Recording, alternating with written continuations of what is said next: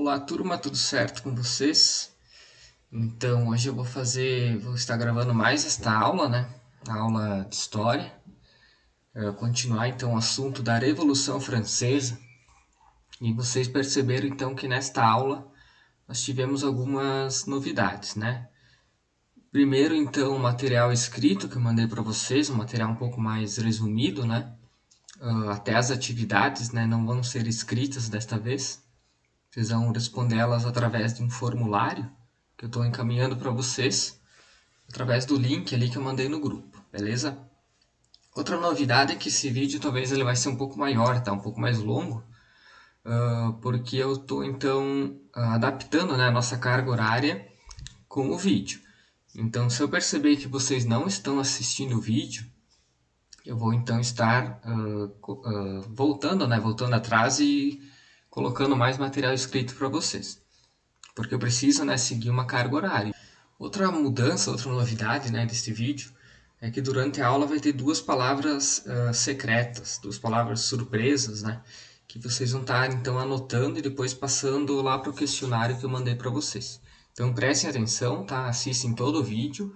Se não quiser assistir ele de uma vez só, assista uma parte, depois retorna o vídeo, assista o restante. Mas é importante que vocês assistam então todo o material que estou enviando para vocês, beleza?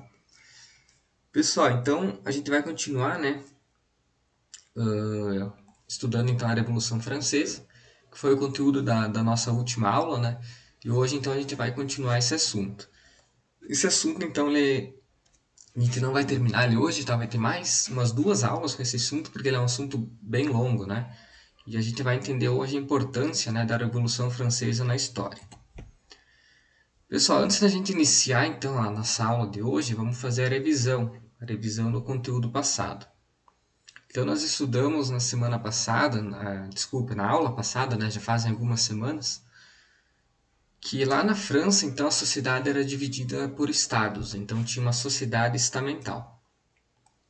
Então nós tínhamos o primeiro estado, o segundo estado e o terceiro estado. Se vocês lembrarem, né, olharem no caderno de vocês, vocês vão observar então que o primeiro estado era formado pelo clero, né? O segundo estado, então, pela nobreza e o terceiro estado pelo restante da população.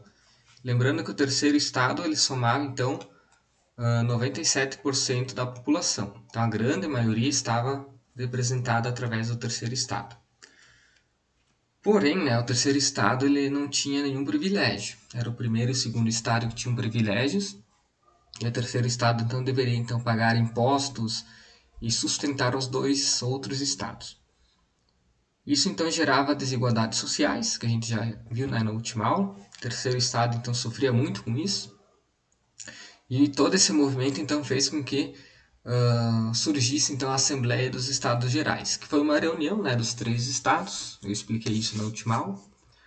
Porém, nessa reunião, né, cada estado tinha direito a um voto em todas as decisões que eles iriam tomar. E o primeiro e o segundo estado se reunindo, então eles sempre iriam ganhar todas as discussões. Então, pessoal, somando tudo isso, né, os representantes então do terceiro estado, insatisfeitos, né, com toda essa política de votação, se retiraram então da Assembleia e iniciaram então algumas revoltas, né? Nós tivemos então o exemplo da queda da Bastilha lá no dia 14 de julho, que foi um dos marcos, né, desta Revolução Francesa, do início da Revolução. Então, a Bastilha, que era um prédio, que já falei para vocês, né, na outra aula, era então um prédio onde tinham as armas e também funcionava como um presídio, meio como um presídio nacional, assim, da França, representava então o poder do rei, o poder na monarquia. Pessoal, hoje não existe mais, né, a Bastilha, mas existe um local, um monumento lá, onde era o local onde estava construída a Bastilha. Então hoje é conhecido como a Praça da Bastilha. A gente vai visitar esse local agora, bem rapidinho, através do site do Google. A gente já retorna para a aula depois, então. Então, pessoal, a gente consegue visitar aqui o local onde ficava então a Bastilha, né, lá na França. Então essa aqui é a capital, Paris. Cidade bem grande, né, bem bonita. E aqui então ficava a Praça da Bastilha. Aqui ficava então a Bastilha, hoje é a Praça da Bastilha. A gente vai fazer uma visita aqui bem rapidinho. Esse aqui é o aplicativo do Google, então vocês conseguem visitar vários locais do mundo, tá? Pessoal, então nesse local aqui era onde ficava a Bastilha, tá? Aquele prédio que eu falei para vocês. Hoje tem um monumento aqui em homenagem, né? Para lembrar então a Revolução Francesa. E hoje então é uma praça, o local aqui é uma praça comum, né? Talvez muitas pessoas acabam passando por aqui e nem saibam o que significa, né, esse monumento. Beleza? Vamos voltar lá para a aula agora. Pessoal, voltando então, a gente viu também que naquele momento então foi feito então um documento, que é a Declaração dos Direitos do Homem e Cidadão. Essa declaração então ela dá origem depois, né, no futuro, à nova Constituição da França. Lembrando que essa declaração aqui e também a Constituição da França ela tinha ideais iluministas. Então os iluministas, né, que a gente já estudou no começo do ano, influenciaram então as pessoas então a fazerem esse documento. Então a nova Constituição da França ela estabelecia então a monarquia constitucional, onde o rei, né, o monarca, teria então poderes, mas deveria então seguir a Constituição, ele não tinha o poder absoluto. Lembram, né? Monarquia absolutista, nós já estudamos lá no começo do ano. Absolutista significa poder absoluto e monarquia, o poder na mão de uma pessoa só. A monarquia então seria constitucional, ela iria então seguir a Constituição da França. A nova Constituição também divide o país em três poderes, né? Executivo, legislativo e judiciário. Estabelece o voto censitário, então somente algumas pessoas teriam direito a voto, de acordo com a renda, né? De acordo com o poder econômico das pessoas. Porém, então a escravidão ficou mantida lá nas colônias francesas, por exemplo, lá no Haiti, que era uma das colônias francesas.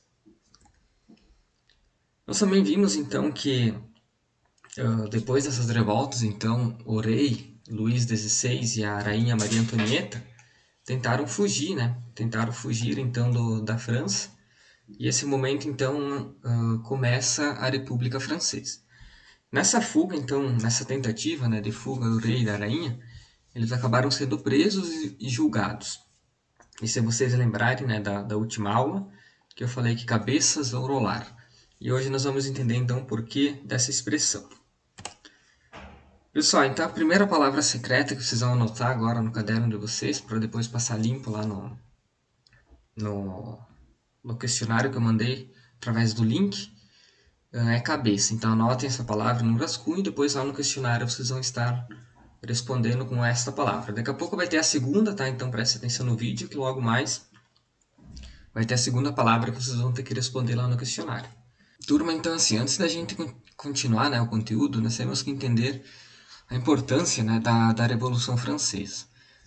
Essa aqui, pessoal, é a divisão da história. Se a gente parar para observar ela, a gente então estudou lá no sexto ano, né, claro, com outros professores que vocês tiveram, a pré-história, que é a história antes do surgimento da escrita, né?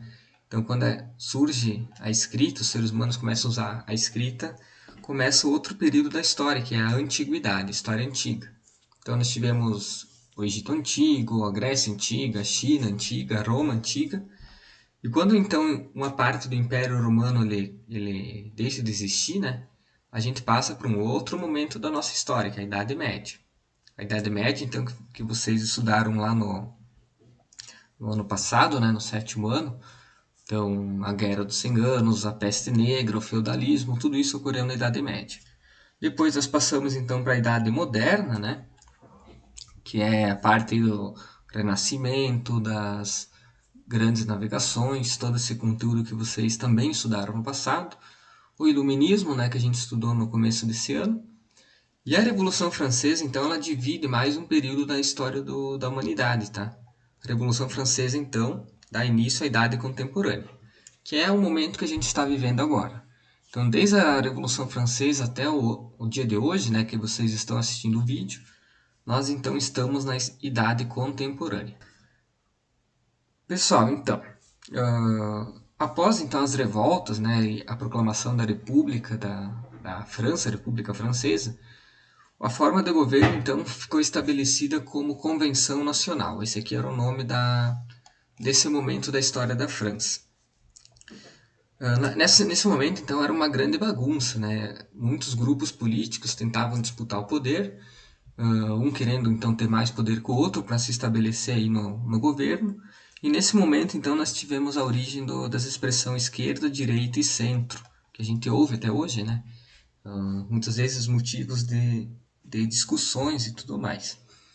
Então, o que, que era a esquerda, o que, que era a direita, o que, que era o centro? A gente vai estudar agora. Nós tínhamos então, pessoal, dois grupos, né? Na verdade eram 4 grupos, mas 2 ali que se destacavam desses grupos políticos. Nós tivemos então jacobinos, que eu quero que vocês anotem, né?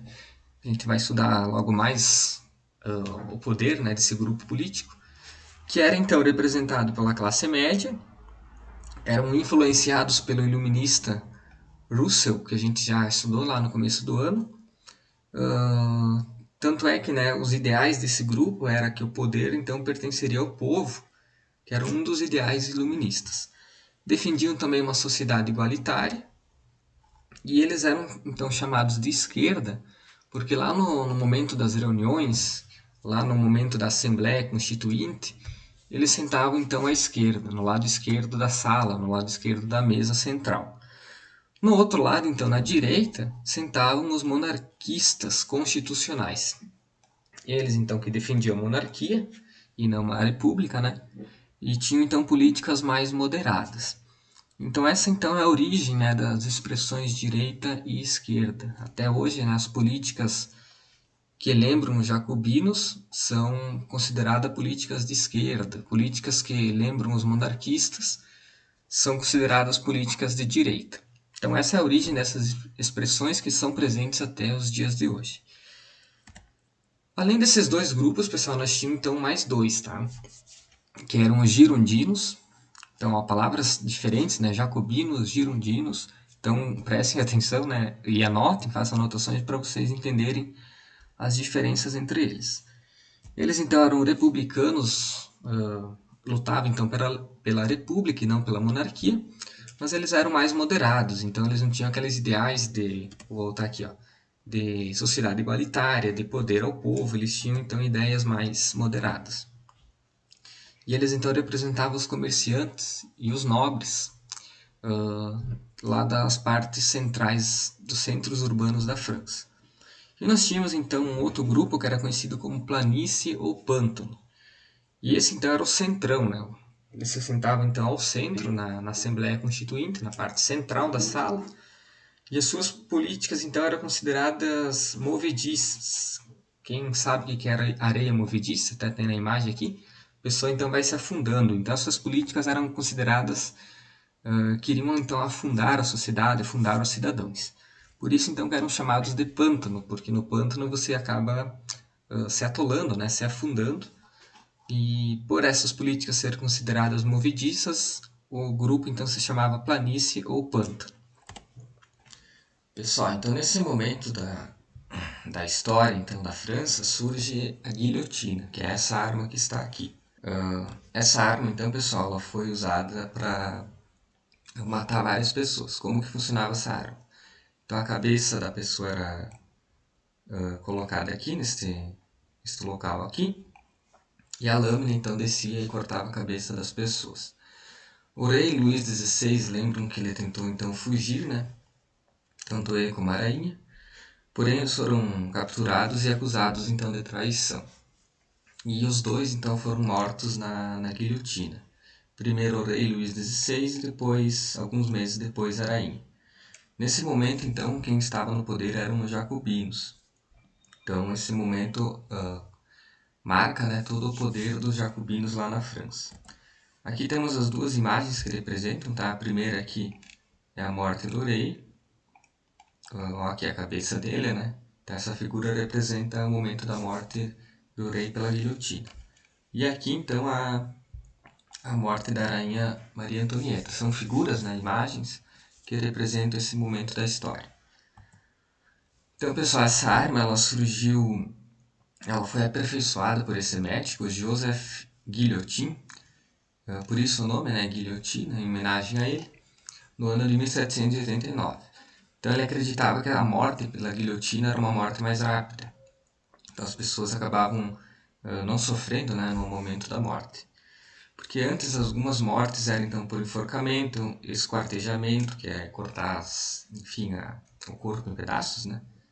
A gente vai estudar algumas pessoas que foram mortas assim. Quem lembra de Tiradentes foi morto assim aqui no Brasil.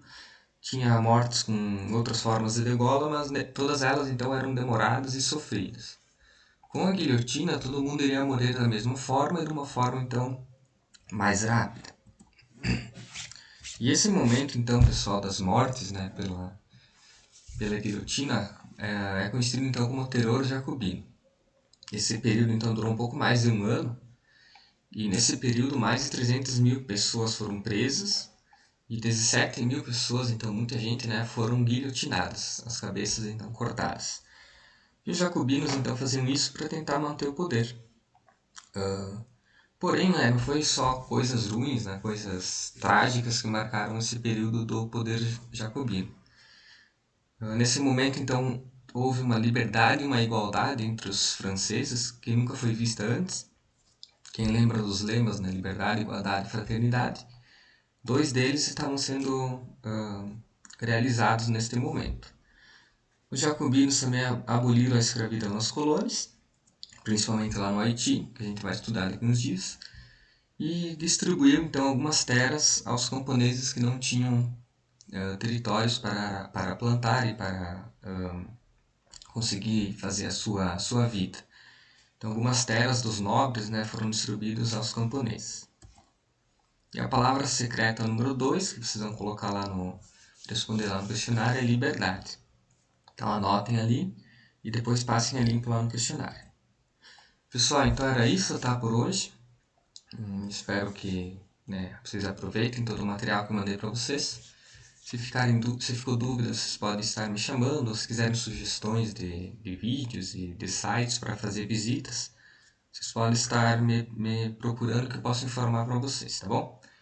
Por enquanto é isso, se cuidem, até a próxima aula e aquele abraço.